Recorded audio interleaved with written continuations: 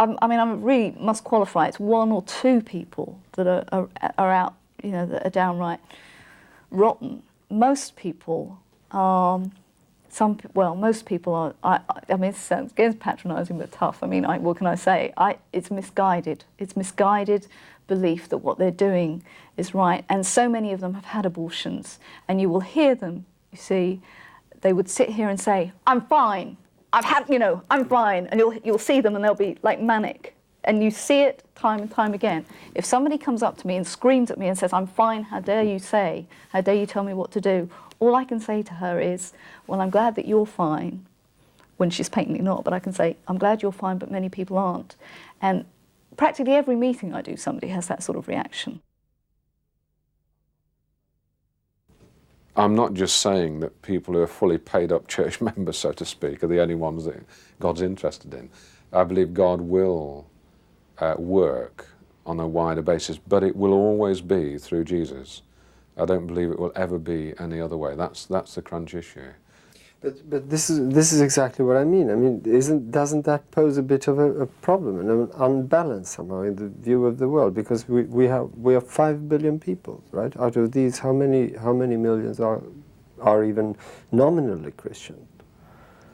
I don't know the figures offhand. I mean, a lot are nominally Christian. I mean, I mean, there's 1 billion. There's 1 billion Chinese people who are definitely not Christian. You know, about 800 million in India. Do you know, I mean, I'm not going to duck the question, because ultimately, I mean, how does that relate to the great overview? You know, how do you view the world? I mean, if there is this fact that there is an afterlife, and it is crucial, and the only way to the good side, so to speak, is through Jesus. Yeah. And he is not, I mean, to most, he's not even known. To a lot, he is not a reality. Well, you're probably right. Most of the world does not know Jesus. And I can't back off from what the Bible teaches. That means that they are at the moment on their way to an eternity separated from God. That is the most painful thing, I believe. I dearly love not to believe it. You know, I really would like it not to be true. But I can't make up Christianity as I go along. You know, I believe it's given. It's not what Jesus taught. It's not what the Bible teaches. And therefore I'm not at liberty to change that. But I don't think I could say more in answer to your question. It is actually a very painful area. But I cannot... You see, I cannot let... because I'm so convinced of the truth of the New Testament, because I'm so convinced of the uniqueness of Christ as the only Saviour, I cannot let even the emotional pressure that comes from the question you've raised undermine or contradict or get me to compromise on that truth.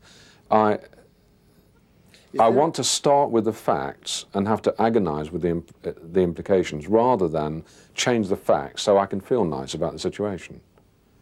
You know, that I think is a cheap way out. If I change the gospel so that I feel nicer about all the people in the world who don't know Jesus, that is a sophisticated form of selfishness.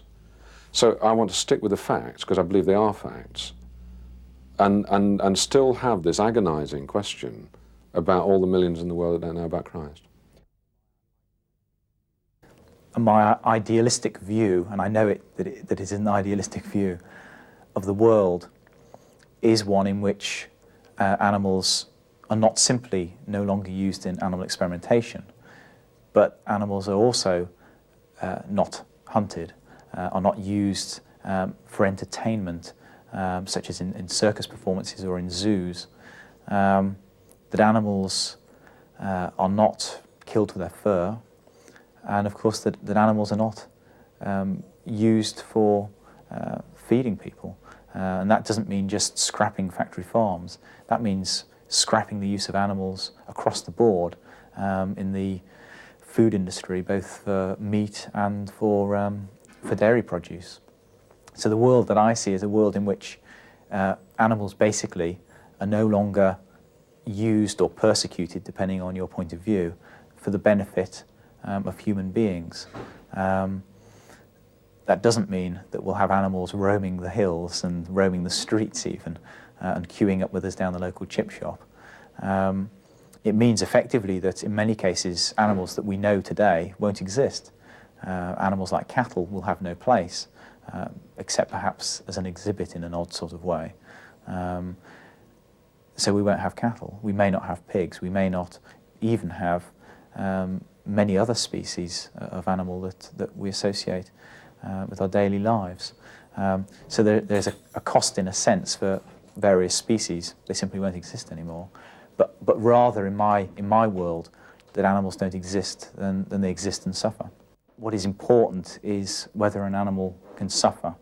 And if an animal can suffer, then I think that suffering should be avoided. If avoiding that suffering means not having those animals anymore, that they don't exist, then so be it.